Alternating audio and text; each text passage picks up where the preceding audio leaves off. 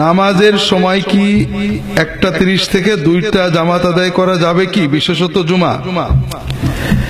জোহর এবং জুমার নামাজের সময় বর্তমানে মোটামুটি 12:20 থেকে শুরু হয়। আমাদের দেশের প্রচলিত নিয়মে প্রায় 4টে পর্যন্ত থাকে। আর অধিকাংশ ফকিহের মতে, অর্থাৎ হাম্বলি, মালিকি, শাফেঈ, আমাদের হানাফি মাযহাবের মুহাম্মদ আবু ইউসুফ রাহিমাহুমুল্লাহ আজমাইন, 90% উলামায়ে কেরামের মতে আরো 1 ঘন্টা আগে, প্রায় 3টের দিকে আসরের রক্ত হয়ে যায়। এটা হলো জোহরের শেষ, আসরের শুরু। এটা একটু মতভেদ, শুধু 5 ওয়াক্তের ভিতরে এই একটা জায়গায় মতভেদ আছে। তাহলে জোহর এবং জুমা শুরু হয় 12:30। এখন অনেক সময় 12টার আগেও শুরু হয়। আপনারা নামাজ রোজা চিরস্থায়ী ক্যালেন্ডার দেখলে পাবেন। জোহরের নামাজ গরমকালে একটু দেরি করে পড়ার কথা হাদিসে আসছে, সহিহ হাদিস। আবরিদু বিযুহর, তোমরা জোহরটা একটু ঠান্ডা করে পড়ো।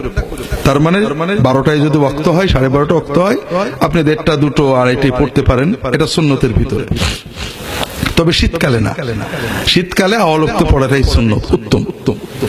আর জুমার নামাজ রাসূলুল্লাহ সাল্লাল্লাহু আলাইহি ওয়াসাল্লাম সবসময় প্রথম ওয়াক্তে পড়তেন, অর্থাৎ 12টা, 12:30টায় বেলা গড়ার সঙ্গে সঙ্গে আযান হতো, উনি খুতবা শুরু করে দিতেন।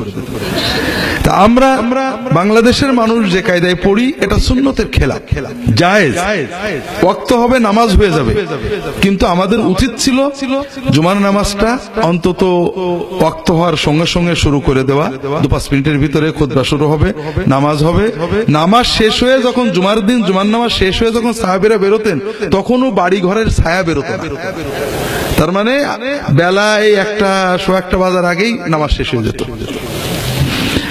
এইটা হলো উত্তম। তবে মুশকিল হলো, যুগ যুগ ধরে আমরা সমাজে একটা প্রচলন হয়ে গেছে। আমি আমার মসজিদে আমাদের নুরানি মাদ্রাসার জন্য 1:15 জামাত করার কথা বলছিলাম, একটু সুবিধা হয়। সবাই বলছে সব জায়গায় 1:30 পড়ে, আমরা 1:15 পড়লে অনেকে জামাত মিস হবে, থাক।